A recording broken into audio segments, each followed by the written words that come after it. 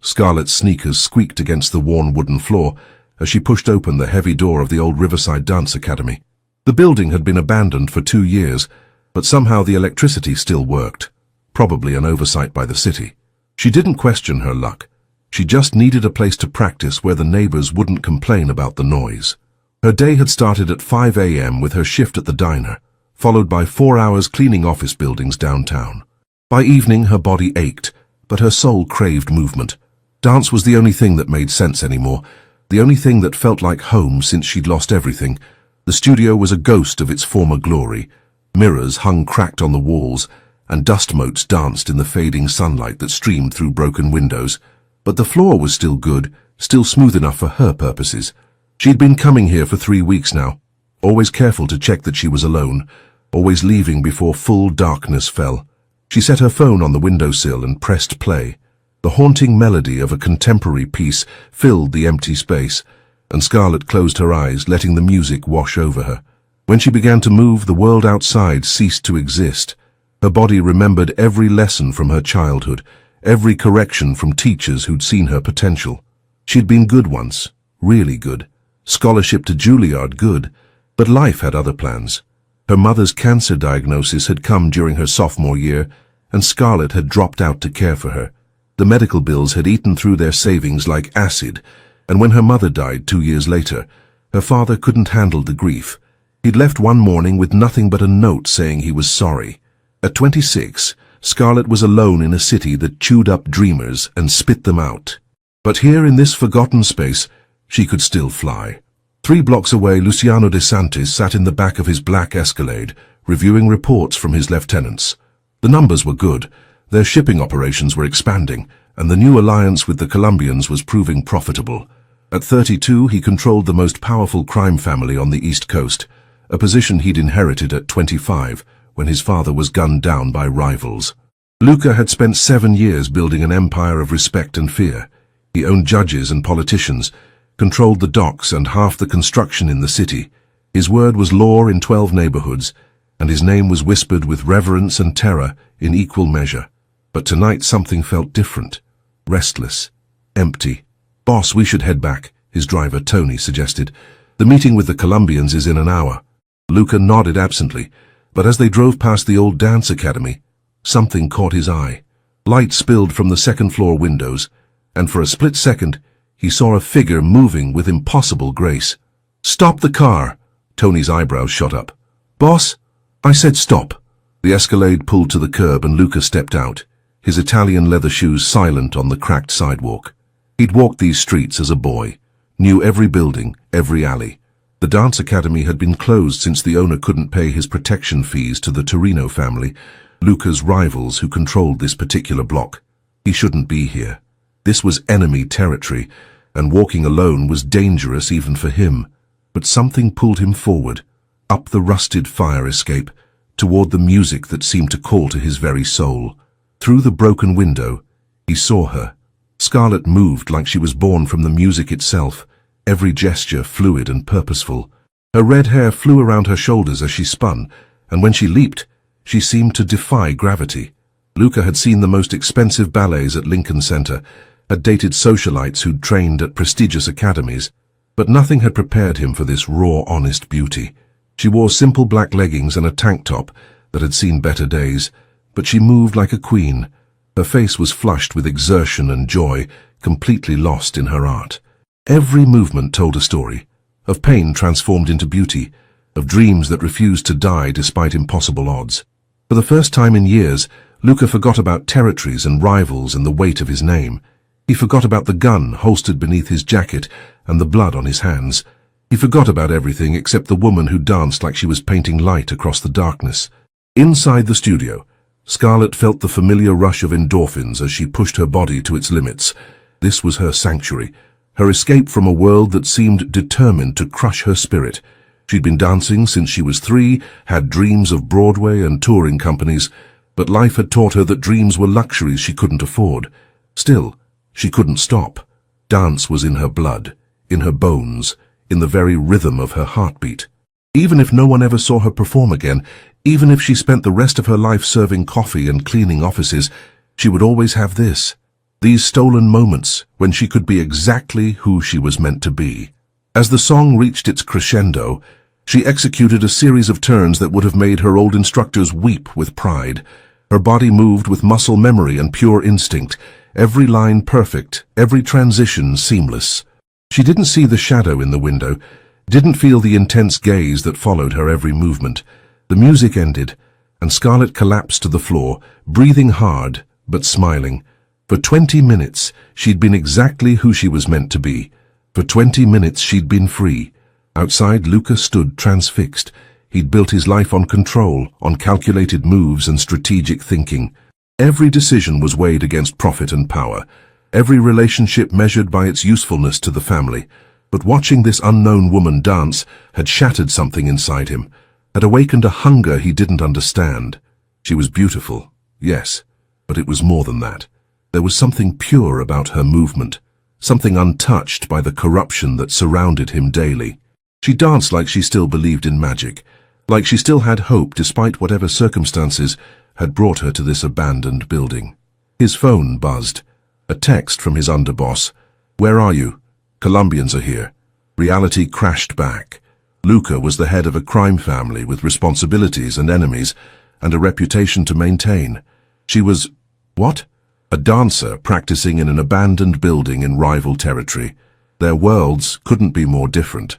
But as he climbed back down the fire escape, Luca knew he'd be back. He had to know who she was, had to understand what it was about her that had reached into his chest and grabbed his heart with both hands. Inside the studio, Scarlett gathered her things, unaware that her life had just changed forever. She carefully locked the door behind her. The lock was broken, but she went through the motions anyway. Tomorrow she'd return to her 3 jobs and her tiny apartment with the broken heater. But tonight, she'd danced like the star she'd always dreamed of being. As she walked to the bus stop, she whispered a small prayer of gratitude for this hidden sanctuary. She had no idea that the most dangerous man in the city had just become her most devoted audience, or that her simple act of dancing had set in motion events that would transform both their lives forever. The city lights blurred past the bus window as Scarlett headed home, her body tired, but her spirit soaring.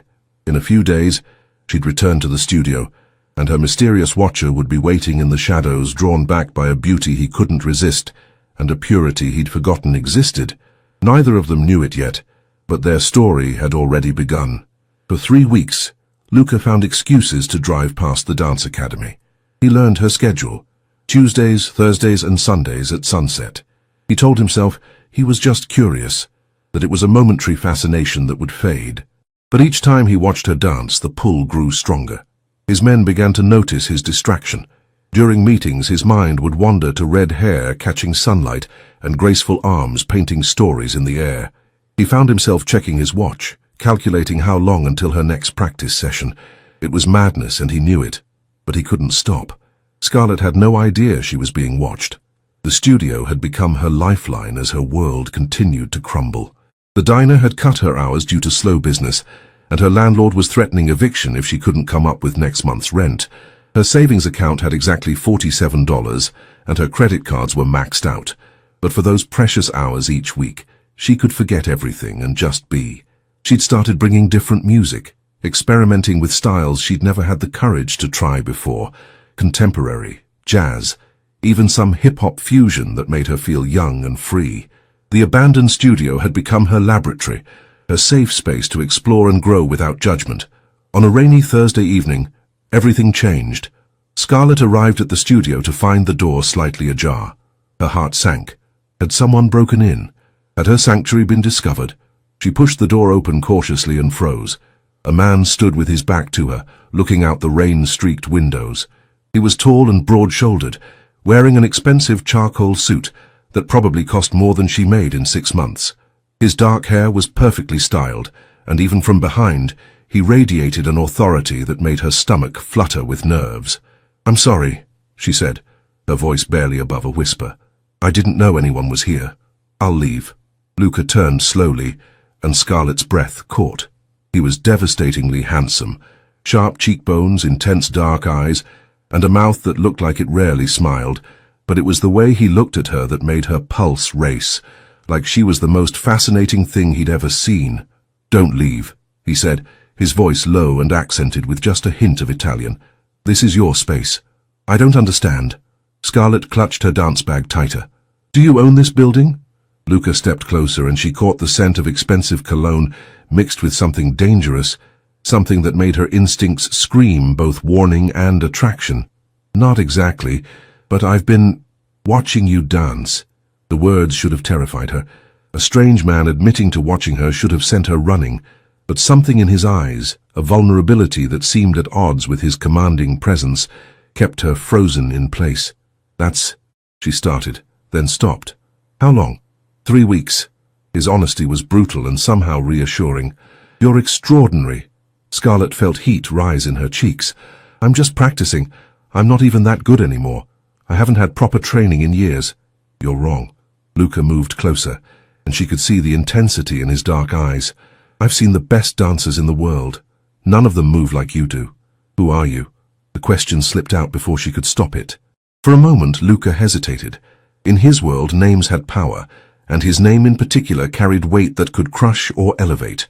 But looking at this woman, this beautiful, talented woman who danced like an angel in an abandoned building, he wanted to be just a man. Luca, he said finally, and you're Scarlett. Her eyes widened. How do you know my name? Before he could answer, the sound of screeching tires and shouting voices erupted from the street below. Luca's entire demeanor changed in an instant. The gentle man who'd been admiring her art vanished, replaced by someone cold and lethal. Get away from the windows, he ordered, his voice sharp with command. What's happening? Scarlett's voice shook as she heard what sounded like gunshots. Luca was already moving, pulling out a phone and speaking in rapid Italian. She caught fragments, territorio, Torino, adesso, but the meaning was lost on her. His transformation was complete and terrifying. This was not a man who watched dance recitals and donated to charity. This was someone dangerous. More shots rang out, closer this time. Luca grabbed her arm, his touch firm, but not painful. Even in crisis mode, he was careful with her. We need to leave, now. I don't understand what's happening, Scarlett protested, but she let him guide her toward the back exit. Her mind was reeling, trying to process the sudden shift from intimate conversation to what sounded like a war zone. The Torino family controls this block, Luca explained tersely as they moved. They don't like trespassers. The Torino family? Scarlett's blood ran cold. Even she knew that name. It was whispered in the neighborhood, associated with violence and fear. Are you? Not now. Luca cut her off. Questions later. Safety first. They reached the back door and Luca peered out carefully before motioning for her to follow. His black Escalade was parked in the alley, engine running.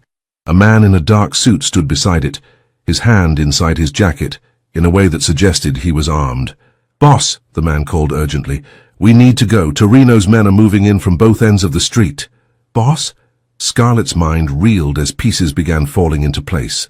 The expensive suit, the way he'd known about the Torinos, the deference in the other man's voice, the practiced way he'd assessed the danger and moved them to safety. Luca turned to her, and for a moment, his mask slipped. She saw regret in his eyes, and something that might have been longing. I'm sorry you had to see this, he said softly, but I couldn't let anything happen to you. Who are you really? She whispered. Before he could answer, another burst of gunfire echoed from the street. Luca's jaw tightened, and he made a decision that would change everything. Someone who should stay away from you, he said, but I don't think I can. He helped her into the Escalade, his hand warm and steady on her back. As they drove away from the chaos, Scarlett caught glimpses of men in dark clothing moving through the shadows, the glint of weapons in the streetlights. This wasn't a random crime. This was organized, territorial, deadly. Where are you taking me? She asked, surprised by how calm her voice sounded. Somewhere safe, Luca replied, not taking his eyes off the mirrors. My men will make sure you get home safely once the area is clear. Your men? Scarlett studied his profile in the dim light of the car. You're not just some businessman who likes dance, are you? Luca was quiet for a long moment. When he finally spoke, his voice was heavy with regret. No, Bella, I'm not. The endearment sent a shiver through her despite everything. Bella, beautiful. The way he said it made it sound like a prayer. What are you then? Luca met her eyes in the rearview mirror, and she saw the exact moment he decided to tell her the truth. "I'm Luciano DeSantis. I'm the head of the DeSantis crime family." The words hung in the air between them like a loaded gun. Scarlett felt the world tilt sideways as everything clicked into place. The expensive clothes, the deference from his men, the way he'd known about territorial disputes, the practiced efficiency with which he'd handled the crisis. "You're in the mafia," she said, her voice barely a whisper.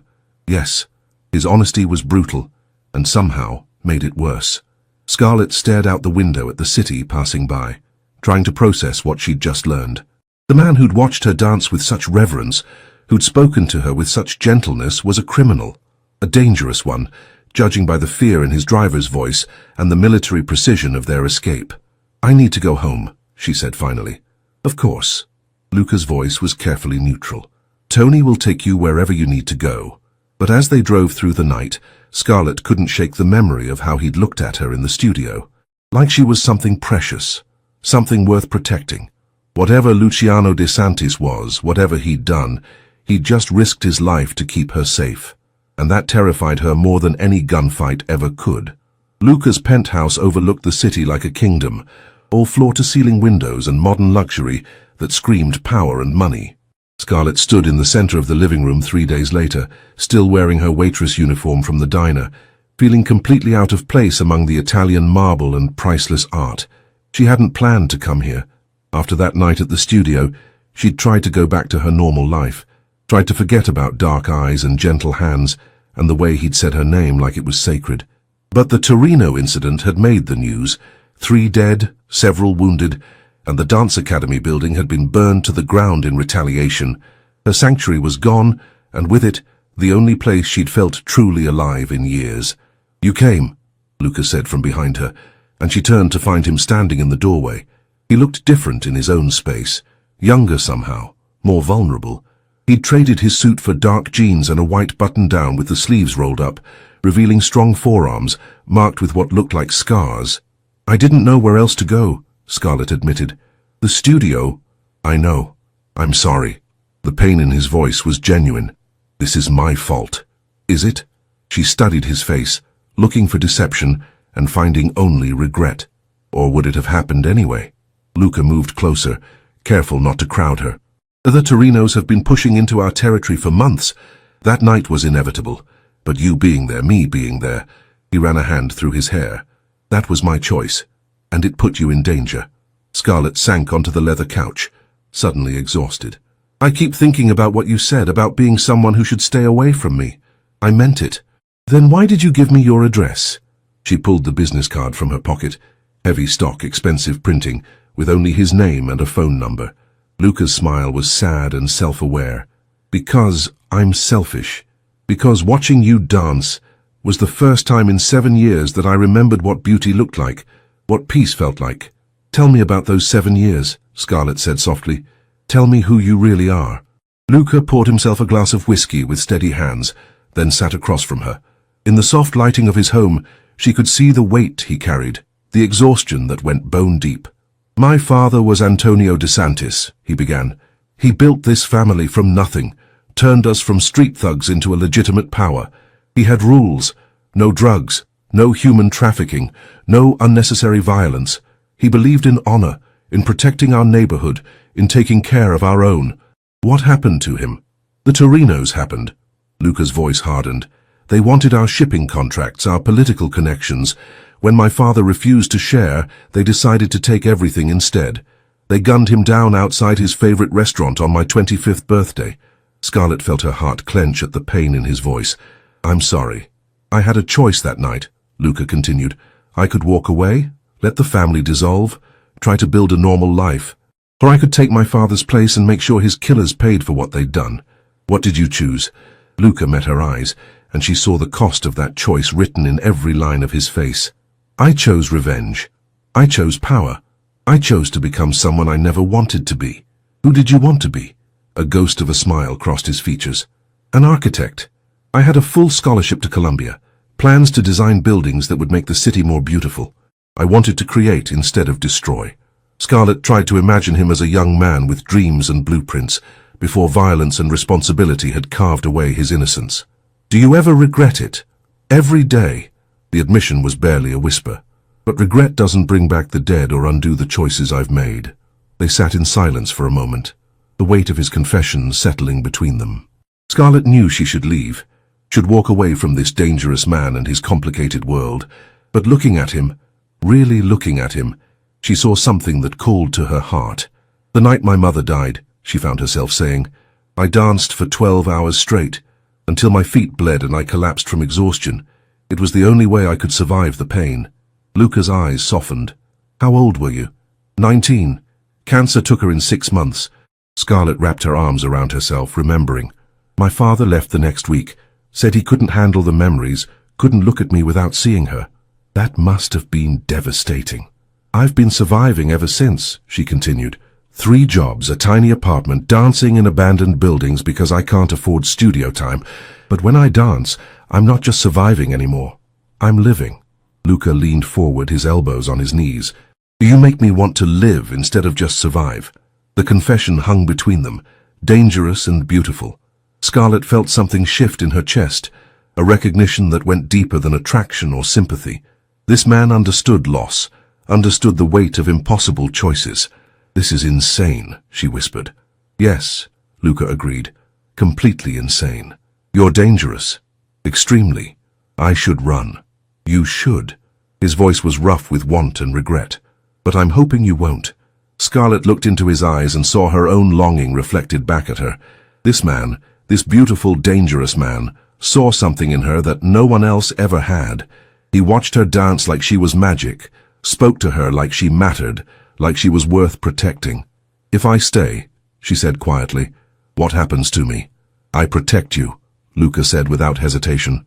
With my life, if necessary. And if I leave, pain flashed across his features. Then I make sure you're safe, and I try to forget the most beautiful thing I've ever seen. Scarlett's heart hammered against her ribs as she made her choice.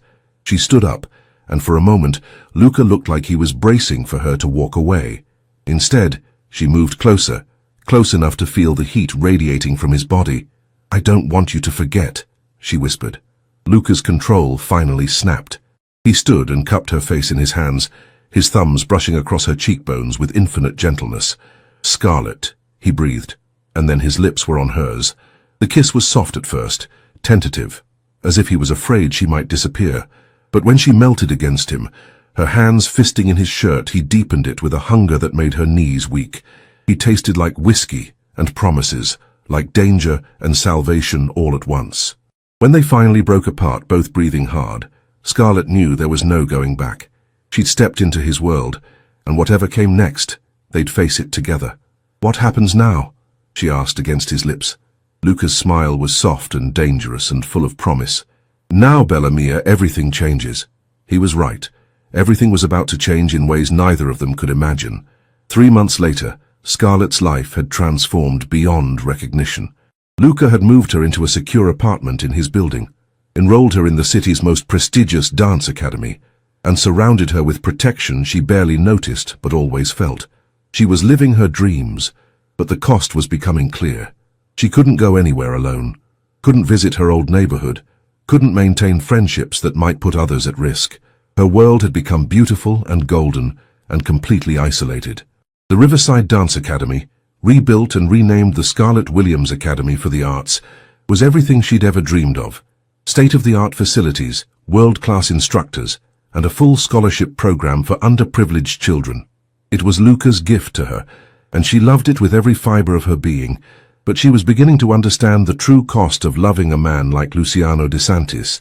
You're distracted today, Madame Petrova, her new instructor, observed as Scarlett stumbled through a combination she'd nailed the day before. I'm sorry, Scarlett said, catching her breath. I'll focus. But focus was impossible when her mind was consumed with questions she was afraid to ask. Luca was gentle with her, protective and passionate, but she saw the darkness in his eyes when he thought she wasn't looking. She heard him on phone calls conducted in rapid Italian, saw the tension in his shoulders when his men brought him reports. 2 nights ago she'd woken to find his side of the bed empty. She'd found him standing on the balcony at 3 in the morning, staring out at the city with blood on his knuckles and death in his eyes. When she'd asked what happened, he'd simply said, business, and held her until dawn. That evening she found him in his study, staring out at the city with a glass of whiskey in his hand. He looked tired in a way that went bone deep, and there were new lines around his eyes that hadn't been there a week ago. "Bad day?" she asked softly. Luca turned, and his expression immediately softened when he saw her. "Better now."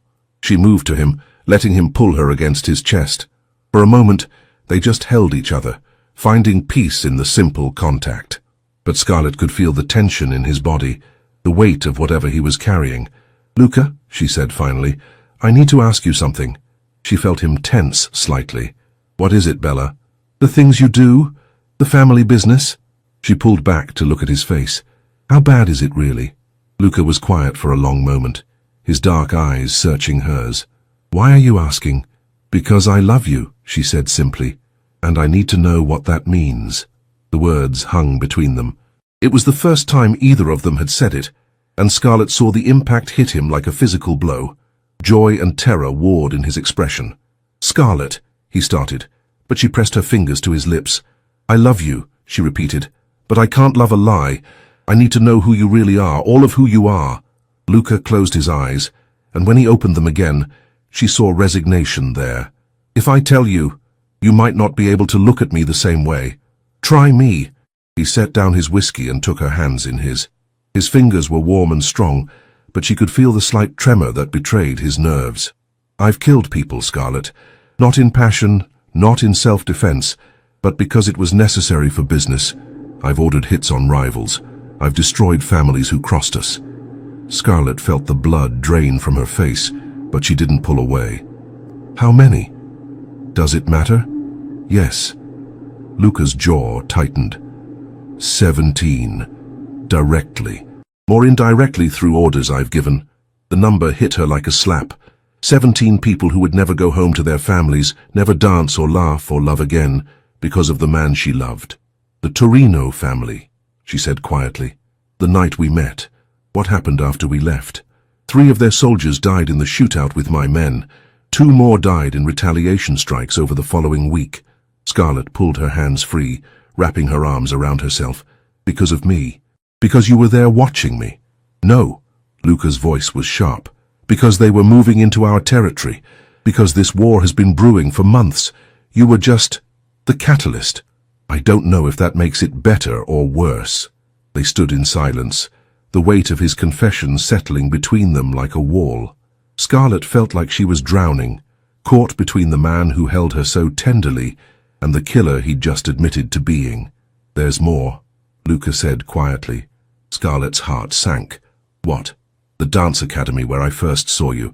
I didn't just have it rebuilt." Luca's voice was carefully controlled. "I bought the entire block, forced out the businesses that wouldn't sell, displaced families who'd lived there for generations." "What do you mean?" "I mean I destroyed a community to build you a dream." The self-loathing in his voice was palpable. "The grocery store where Mrs. Chen had worked for 30 years. The barber shop that had been in the Rodriguez family for 3 generations. The apartment building where 12 families raised their children. All gone, because I wanted to give you something beautiful." Scarlett stared at him, torn between gratitude and horror. "You displaced 12 families for me? I gave them compensation, more than their places were worth. But yes, I forced them out. With blood money." The words came out harsher than she'd intended, but she couldn't take them back. Luca flinched as if she'd struck him. "Yes," he said simply, "with blood money." Scarlett turned away, her mind reeling. Everything beautiful in her new life, the apartment, the lessons, the academy, the security, all of it was built on violence and displacement. How could she accept gifts paid for with other people's lives and homes? "I need time to think," she said without turning around. "Scarlett, please. I said I need time." The sharpness in her voice surprised them both. Luca went very still behind her, and she could feel the dangerous energy that always lurked beneath his surface. "Of course," he said quietly. "Take all the time you need." But as Scarlett walked toward the door, she heard him add, almost too softly to catch, "Just remember that loving someone doesn't mean loving everything they've done. It means loving who they're trying to become." She paused at the threshold, her hand on the doorknob. "And who are you trying to become, Luca?" When she turned back, his eyes were full of pain and hope and desperate love. "Someone worthy of you," he said. Scarlett felt her heart crack open. This man, This beautiful, dangerous, broken man was trying to build something good from the ashes of his choices. But was love enough to bridge the gap between their worlds? Was love enough to wash the blood from his hands and the displacement from her dreams? As she left him standing alone in his study, she realized that the hardest part wasn't learning to love a killer. It was learning to love herself for doing it, and figuring out if she could live with the cost of that love.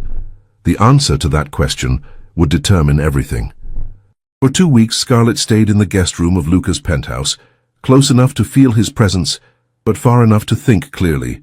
He respected her space, never pushing, never demanding answers she wasn't ready to give. But she could see the toll it was taking on him, the way his shoulders sagged when he thought she wasn't looking, the way he stood on the balcony late at night, staring out at the city like he was searching for absolution in the lights. During the day, she threw herself into teaching at the academy.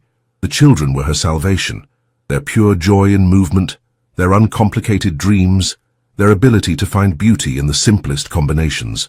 When 8-year-old Emma mastered a difficult turn sequence, when teenage Marcus finally found his confidence in a contemporary piece, when the entire junior class performed their recital with tears of pride in their eyes, Scarlett remembered why she'd fallen in love with dance in the first place. But at night, alone in the guest room, she wrestled with impossible questions. How many families had been displaced for her dream? How many children had lost their homes so she could have her academy? The weight of it pressed down on her chest until she could barely breathe. On a Thursday evening, she found herself in the academy's main studio after hours, moving through a routine she'd choreographed to work through her emotions. The music was melancholy, full of questions without answers, and her body translated the turmoil in her heart into movement. She didn't hear the door open, didn't notice she had an audience until she finished the piece and found Luca standing in the doorway. He looked haggard, older than his 32 years, but his eyes held the same reverence they'd always had when he watched her dance. "That was beautiful," he said softly, "and heartbreaking." "It's how I feel," Scarlett admitted, not moving from the center of the floor. "Torn between two worlds that don't seem compatible." Luca stepped into the studio but didn't come closer. "I have something to show you if you're willing." Curiosity overrode caution. "What is it?" "Come with me, please." They drove through the city in silence, Luca's hands steady on the wheel despite the tension radiating from his body. Scarlett watched the familiar neighborhoods pass by, wondering where he was taking her, what he thought could possibly change the fundamental incompatibility between his world and hers. They stopped in front of a modest community center in the neighborhood where the old dance academy had been. The building was new, but designed to blend with the surrounding architecture, and through the windows, Scarlett could see people inside. Families, children, elderly residents. "What is this?" she asked. "The Rodriguez Community Center," Luca said quietly. "Named after the family who owned the barber shop. Come inside." The interior was warm and welcoming, with a small cafe, computer stations, after-school program spaces, and Scarlett's breath caught, a beautiful dance studio with mirrors and professional flooring. "Mr. DeSantis!" A woman in her 50s approached them with a warm smile. "I wasn't expecting you tonight." "Maria, this is Scarlett Williams." Scarlett, Maria Rodriguez. Her family owned the barbershop that was displaced. Scarlett felt her cheeks burn with shame, but Maria's smile never wavered. "The dancer. We've heard so much about you. My granddaughter Rosa takes classes at your academy. She talks about you constantly." I'm sorry," Scarlett stammered. "About your family's shop. I didn't know..." "Know what?" "That you were the reason we got a better opportunity," Maria laughed. "Mr. DeSantis didn't just buy our building, Mija. He set us up with a new shop in a better location, helped my son get a business loan, and gave us a stake in this community center. We're doing better than we ever dreamed." Scarlett looked at Luca in confusion. "I don't understand." "Let me show you around," Maria said, taking Scarlett's arm. "The computer lab is where Mrs. Chen teaches English classes to new immigrants. She loves it more than running that old grocery store. The kitchen is where the Morales family caters events. They're booked solid for the next 6 months. And the dance studio. That's where kids from the neighborhood can take free classes, just like at your academy." As they toured the facility, Scarlett met family after family who told similar stories. Yes, they'd been displaced, but they'd been given opportunities they never could have imagined. Better businesses, better homes, better futures for their children. But the compensation, Scarlett said to Luca when they were alone in the dance studio. Where did that money come from? Luca was quiet for a long moment. I've been moving the family business toward legitimate enterprises for the past year. The shipping company, the construction firm, the restaurant chain, all legal now. The money for this, for the compensation, it came from those profits. And the other money, the blood money, goes to families of people who were hurt by our past actions. Anonymous donations, college funds for children who lost parents, medical bills for people who were injured in our wars. Luca's voice was steady, but she could hear the pain underneath. It doesn't bring anyone back, doesn't undo the damage, but it's something. Scarlett sank onto the floor of the studio, overwhelmed. You're trying to make amends. I'm trying to become the man you see when you look at me, Luca said, sitting beside her but not touching. The man who deserves your love instead of just craving it. How long have you been planning this? Since the night I first watched you dance. You made me remember what it felt like to want to create instead of destroy. They sat in silence, surrounded by mirrors that reflected their complicated truth back at them. Scarlett could see herself, a woman caught between love and conscience, between dreams and reality. And she could see Luca, a man fighting to transform himself, to build something beautiful from the ashes of his past. The 17 people, she said quietly, the ones who died because of your orders. Luca's jaw tightened. I can't bring them back. I can't undo those choices, but I can make sure no one else dies because of me. How? By getting out, completely. I've been negotiating with the other families, turning over territories, selling off the illegal operations. In 6 months, the DeSantis name will be associated with legitimate business only. Scarlett turned to look at him fully. And your men? Your family? The ones who want to go legitimate will have jobs in the new companies. The ones who don't, they'll find other families to join. Luca's voice was heavy with the weight of those decisions. Some of them have been with us for decades. Leaving them behind is one of the hardest things I've ever done. But you're doing it anyway. For you. For us. For the chance to be the man I was supposed to be before everything went wrong. Scarlett felt tears prick her eyes. This beautiful, dangerous man was dismantling his entire world for her, trying to build something clean and good from the ruins of his past. It wasn't enough to erase what he'd done, but it was everything he could give. I love you, she said, the words coming out fierce and sure. I love the man you are and the man you're becoming. But I need you to promise me something. Anything. Promise me that if we do this, if we build a life together, it will be built on truth. No more secrets, no more hidden costs. I need to know that every beautiful thing in our life comes from clean hands. Luca reached for her then, cupping her face with infinite gentleness. I promise you, Bella Mia, everything we build from now on will be clean. Everything we create will be honest. I swear it on my father's grave. When he kissed her, it tasted like redemption and new beginnings, like a future they could build together without the weight of blood money or displaced families. It wasn't perfect. They would always carry the scars of their pasts. But it was real. It was honest. It was theirs.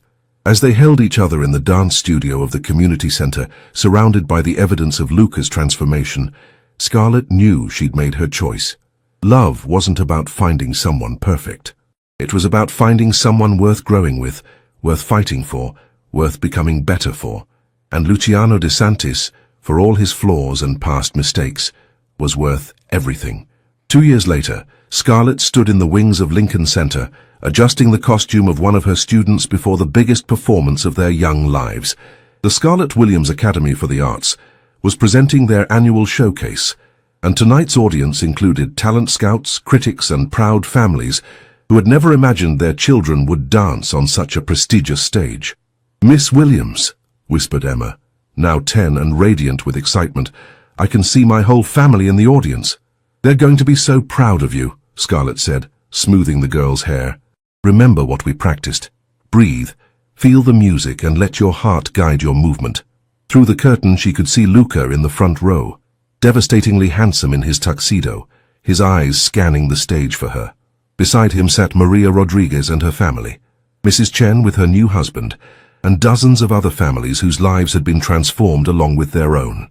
The DeSantis name was now associated with legitimate business, charitable foundations, and community development. Luca's construction company had built 3 new community centers. His shipping business employed hundreds of people at fair wages, and his restaurants were known for their excellent food and ethical practices. It hadn't been easy. The transition from crime family to legitimate business had cost them allies and made them enemies. There had been threats, attempts at retaliation, and moments when Scarlett had wondered if they would survive the transformation. But they had, and they'd emerged stronger for it. "Places, everyone!" called the stage manager. Scarlett watched her students take their positions, her heart swelling with pride. These children, from the wealthiest neighborhoods and the poorest streets, had found something magical together. They'd learned that art could bridge any divide, that beauty could grow from the most unlikely soil. The music began, and Scarlett felt the familiar thrill of watching dreams take flight. Her students moved with the grace and passion she'd tried to instill in them, telling stories with their bodies, painting emotions across the stage. When the final bow was taken and the curtain fell, Scarlett was surrounded by excited children and proud parents. But through the chaos she found Luca's eyes, and the look he gave her made her heart skip. Later, after the reception and the congratulations and the tearful goodbyes, they found themselves alone in the empty theater. Luca had convinced the security guard to give them a few minutes, and now they stood center stage, surrounded by the ghosts of the evening's magic. "Dance with me," Luca said, extending his hand. "There's no music," Scarlett laughed. "There's always music when you move." She took his hand, and they began to sway together in the silence. It wasn't the desperate, passionate dancing of their early days, or the uncertain movements of their separation. This was something new, a dance of partnership, of shared dreams, of a future they'd built together from the ashes of their pasts. "Do you ever regret it?" Scarlett asked softly. "Giving up everything you knew for this life?" Luca spun her gently, then pulled her back against his chest. "I gave up everything I thought I wanted for everything I actually needed," he said. "How could I regret that? Even when it's hard? Even when the legitimate world moves slower than you're used to? Especially then." Luca's voice was warm with certainty. "Every honest dollar we earn, every clean deal we make, every child who finds their dreams in our academy, it's worth more than all the power I used to have." Scarlett tilted her head back to look at him. "And what about when people find out about your past? When they judge us for what you used to be?" "Then we show them who we are now," Luca said simply. "We show them what love can build when it's given the chance to grow." They danced in silence for a while. 2 souls who had found their way to each other through darkness and emerged into light. Around them, the theater held the echoes of 1,000 dreams, 1,000 stories of transformation and hope. "I have something for you," Luca said eventually, reaching into his jacket pocket. Scarlett's breath caught as he pulled out a small velvet box. "Luca, I know we've talked about this," he said, dropping to one knee right there on the stage where dreams came true. "But I wanted to do it properly, in a place that represents everything we've built together." He opened the box to reveal a ring that took her breath away. Not ostentatious or flashy, but elegant and timeless, with a diamond that caught the stage lights and threw rainbows across the floor. "Scarlett Williams," Luca said, his voice steady despite the emotion in his eyes. "You saved my soul and showed me what it means to truly live. Will you marry me? Will you help me spend the rest of my life proving that love can transform anything?" Scarlett looked down at this man who had given up an empire for her, who had rebuilt his entire world to be worthy of her love, who had shown her that even the most broken people could find redemption if they were willing to fight for it. "Yes," she whispered, then louder, "Yes." As Luca slipped the ring onto her finger and stood to kiss her, Scarlett felt the final pieces of their story click into place. They had started as strangers, a struggling dancer and a dangerous man watching from the shadows. They had become lovers, then partners, then builders of something beautiful and clean and true. Now they would become husband and wife, and whatever challenges lay ahead, they would face them together. The abandoned studio where their story began was long gone, replaced by a community center that served hundreds of families. But the magic that had sparked between them that first night, the recognition of 2 souls who could save each other, that would last forever. As they left the theater hand in hand, Scarlett knew that their greatest dance was just beginning, and this time they would never have to perform in the shadows again.